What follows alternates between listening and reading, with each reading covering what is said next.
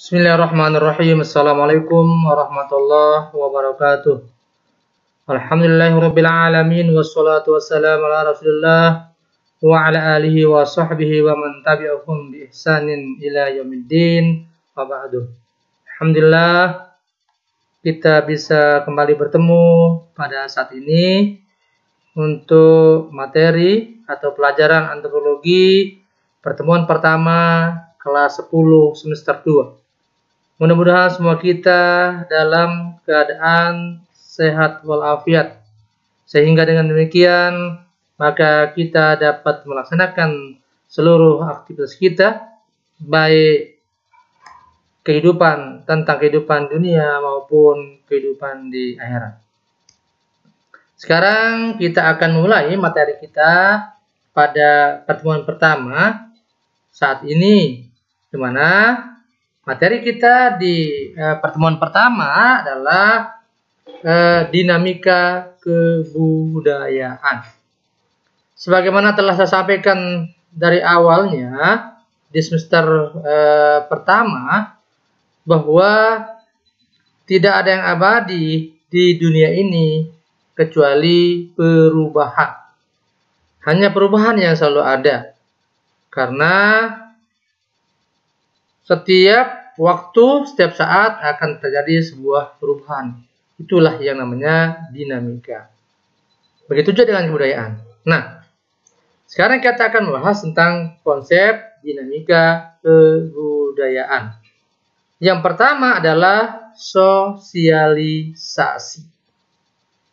Jadi sosialisasi itu pada intinya adalah memperkenalkan sesuatu yang baru terhadap orang yang baru, atau memperkenalkan sesuatu pada orang yang baru sehingga orang yang baru itu mengetahui tentang hal-hal yang baru dia lihatnya, baru dia dengarnya, dan baru dia pahami.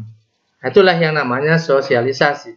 Kita lihat, seorang bayi yang dilahirkan merupakan makhluk tak berdaya karena dilengkapi dengan naluri yang relatif tidak lengkap. Oleh karena itu, manusia mengembangkan kebudayaan untuk mengisi kekosongan yang tidak diisi oleh naluri.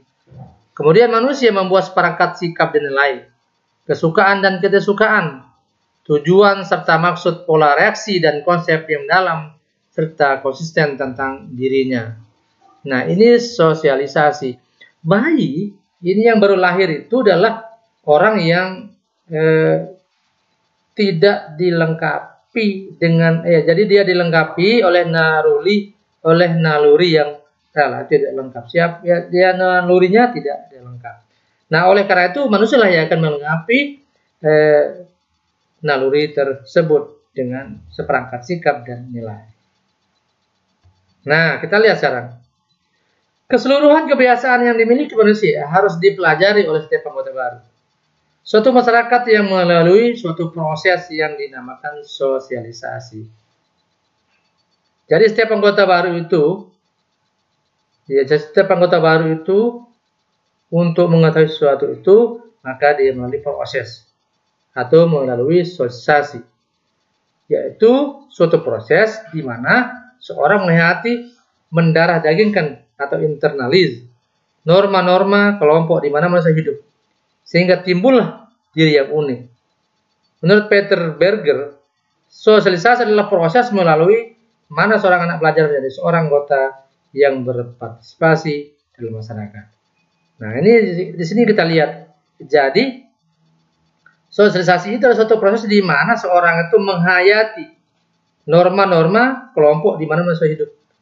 Kita lihat ini bayi ya, ini berlahir dari gendong, ini ada kakaknya, ada ayahnya, ada ibunya. Ini ibunya, ini ayahnya. Dia akan diperkenalkan tentang sesuatu yang baru karena dia belum mengetahui sesuatu yang baru karena berlahir. Setelah itu maka dia ini juga nanti, terus tumbuh dewasa, dia akan diperkenalkan dengan sesuatu. Nah, begitu setelah dewasa dia waktu masuk sekolah, maka dia akan dimasukkan sekolah oleh ayah ibunya. Nah, di sini akan memperoleh sosialisasi yang lebih luas. Nah, itu dia. Nah, ini juga ini. Kita lihat ini di gambar ini. Bisa dilihat. Ini juga bisa dilihat ini proses sosialisasi atau memperkenalkan sesuatu. Proses sosialisasi itu berhubungan dengan proses mempelajari kebudayaan dalam sistem sosial tertentu. Jadi kita mempelajari kebudayaan atau kebiasaan-kebiasaan dalam sistem sosial tertentu. Karena setiap sistem sosial itu tentu memiliki kebudayaan yang berbeda-beda. Nah, menurut Kunchara-Ningrat, sosialisasi adalah proses individu dari masa anak-anak hingga masa tuanya belajar pola-pola tindakan dalam interaksi. Interaksi itu artinya hubungan timbal balik antara satu dengan lainnya. Dengan segala macam individu di sekelilingnya yang menduduki bermacam-macam status dan menjalankan berbagai peranan sosial. Nah, ini dia menurut Kunchara-Ningrat. Di mana proses individu dari masa anak-anak hingga masa tuanya terus belajar. Apa yang dipelajari? Pola-pola tindakan. Jadi dalam interaksi, dalam hubungannya dengan segala macam individu. Jadi kita itu akan bertemu dengan individu-individu yang beraneka ragam atau yang menduduki berbagai macam status. Ada status sosial tinggi, sosial sedang, sosial rendah. Nah, ini. Ada statusnya yang jadi buruh, ada jadi pengusaha, ada jadi birokrasi, ada jadi politisi, dan lain sebagainya. Ini namanya status di dalam menjalankan berbagai peranan sosial.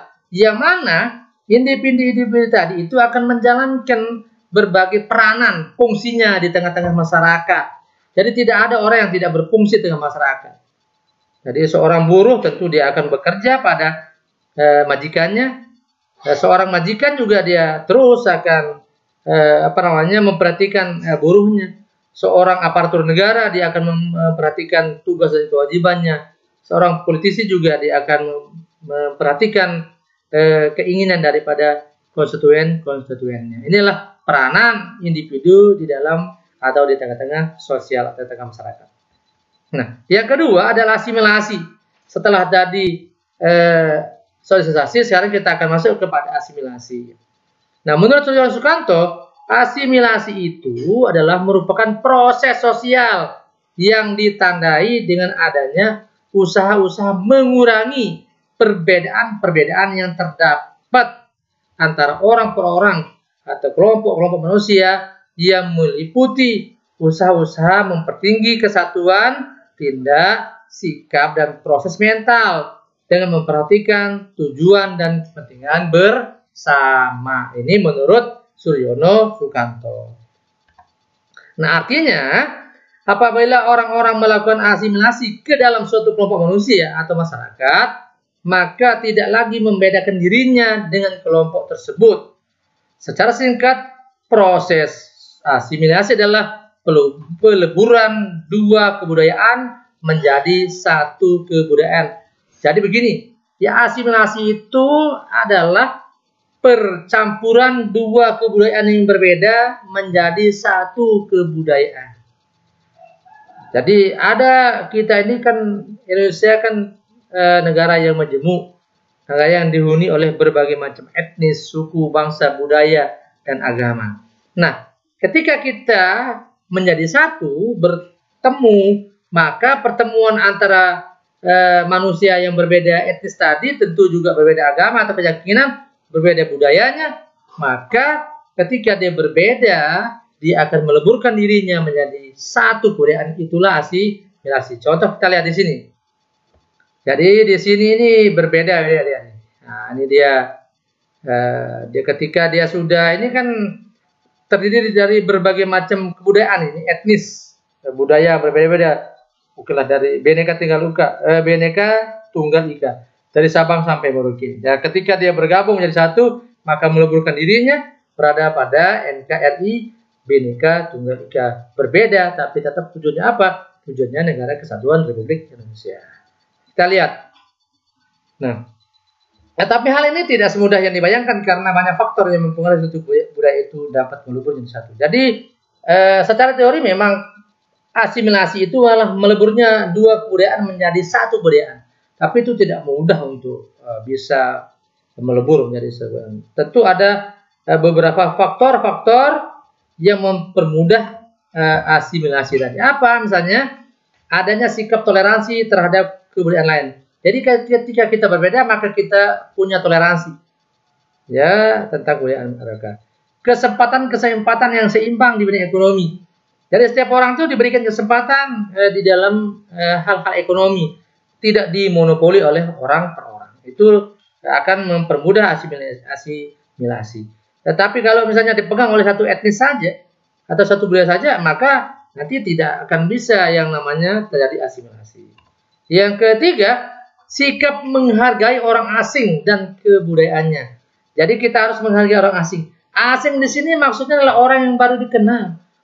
Jadi asing itu sesuatu yang baru di depan kita itu asing. Nah, tetapi tidak mesti asing itu dari luar negeri misalnya. Tetapi asing itu mana sesuatu yang baru di hadapan kita. Nah, contoh misalnya kita masukkan ke dalam mulut kita ini kan makanan-makanan yang lunak, makanan-makanan yang bisa dikunyah. Tapi ketika ada orang yang bisa mengunyah beling misalnya atau paku, maka itu sesuatu yang asing, itu yang baru.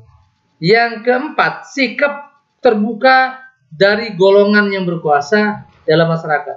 Jadi penguasa itu terbuka terhadap masyarakatnya, terhadap masalah yang sedang dihadapinya. Persamaan dalam unsur-unsur kebudayaan. Jadi ya unsur-unsur kebudayaan itu kita sama. Perkawinan campur atau amalgamasi. Nah, kalau ada yang menikah kawin campur itu namanya dalam antropologi disebut amalgamasi. Atau kalau dalam istilah artisnya itu kan blasteran, ya. Jadi anaknya nanti ketika terjadi perkawinan campur, maka anaknya di anak blasteran. Nah, ini kita lihat di gambar ini. Ini orang Indonesia asli, ini wajahnya Indonesia asli, lugu, ya. Ya ini sendu, ya. Sendu itu ya, sendu kita sebut dia senang duit lah, ini, lugu. Nah, ini orang asing ini, orang dari luar negeri. Ini dari wajahnya. Nah, ini juga kita lihat ini, ya, ini hidungnya. Nah, ini wajahnya. Ya, ini pendek ini Indonesia ini. Ini orang Indonesia, ini beda dia. Nah, ini terjadi perkawinan campur. Nah, ini namanya amalgamasi. Perkawinan antara bangsa satu dengan bangsa lain, warga bangsa satu dengan bangsa lain itu disebut dengan amalgamasi atau amalgamation. Nah, ini salah satunya yang akan mempermudah terjadinya asimilasi, peleburan kebudayaan. Nah, sedangkan faktor-faktor yang menghambat terjadinya amalgamasi, faktor-faktor yang menghambat terjadinya asimilasi adalah, nah ini, terisolasinya kehidupan suatu golongan tertentu dalam masyarakat. Jadi terisolir. Nah, ini kita lihat ini, suku terisolir ini. Ini antum bisa lihat ini. Nanti antum bisa searching ini di Google, ini suku apa ini ya? Ini rumah adat Irian Jaya, ini terasi. Bayangkan ini di Rumbia, di Ilalang atapnya ini. Ini juga ini das-das ini. Ya banyak ini masih Sika ini di Indonesia ini. Terisolir dia. Kurangnya pengetahuan mengenai kebudayaan yang dihadapi. Ya, ketika orang itu keluar dari kebudayaannya, maka dia merasa dirinya, ternyata beda ya katanya. Ya. Perasaan takut terhadap kekuatan suatu kebudayaan yang dihadapinya. Nah. Jadi seringkali orang merasa takut terhadap kebudayaan yang baru dihadapi. Orang yang misalnya yang dari kampung jauh di sana tiba-tiba masuk kota, beda kebudayaannya. Kalau di kampung orangnya nunut, manut, wah di kota beda lagi. Di kampung orang tidak ada yang pakai celana pendek, misalnya semua pakai rok panjang, semua pakai kain panjang yang perempuannya. Tiba-tiba di kota, wah ini banyak orang yang berpakaian sekeranya saja, ya pokoknya menutupi auratnya, tapi banyak yang terbuka. Ini dia kebudayaannya yang dihadapi, merasa takut terhadap suatu kebudayaan yang dihadapi. Perasaan bahwa suatu kebudayaan golongan atau kelompok tertentu lebih tinggi dari kebudayaan golongan atau kelompok lainnya. Jadi perasaan bahwa golongan atau kelompok tertentu lebih tinggi dari kebudayaan atau golongan kelompok lainnya. Jadi merasa ada golongan kebudayaan itu yang lebih tinggi dari kebudayaannya. Perbedaan jadi badannya seperti warna kulit. merasa dirinya ada yang misalnya merasa rendah diri, nervous, karena misalnya dia pendek, terus kulitnya black, hitam misalnya, hidungnya pesek, sementara yang lain itu badannya tinggi, tegak, putih bersih, hidungnya mancung, dia merasa rendah diri, ya, itu namanya nervous. Ya, itu yang membuat faktor penghambat daripada asimilasi. In-group feeling, perasaan yang kuat terhadap budaya kelompoknya, merasa kelompoknya itu lebih kuat. Apabila golongan minoritas mengalami gangguan-gangguan dari golongan yang berkuasa, artinya golongan minoritas, kelompok-kelompok kecil itu mengalami gangguan dari golongan yang berkuasa.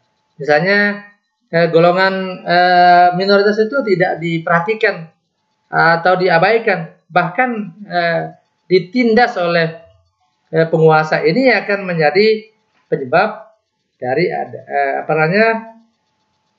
faktor-faktor yang akan menghambat terjadinya asimilasi. Inilah mungkin materi kita pada hari ini. Dua saja. Yang pertama adalah asimilasi. Sosialisasi, yaitu di mana orang baru itu diperkenalkan dengan sesuatu yang baru karena dia belum mengetahuinya. Yang kedua adalah asimilasi, peleburan dua kebudayaan menjadi satu kebudayaan. Ada faktor yang akan mempercepat daripada asimilasi dan ada yang faktor yang menghambat daripada terjadinya asimilasi. Demikian materi kita hari ini, semoga ada manfaatnya untuk kita semua. Jika ada hal yang antum kurang pahami, bisa antum tanyakan melalui line telepon yang telah ada. Demikian. Lebih kurangnya mohon maaf. Assalamualaikum warahmatullahi wabarakatuh.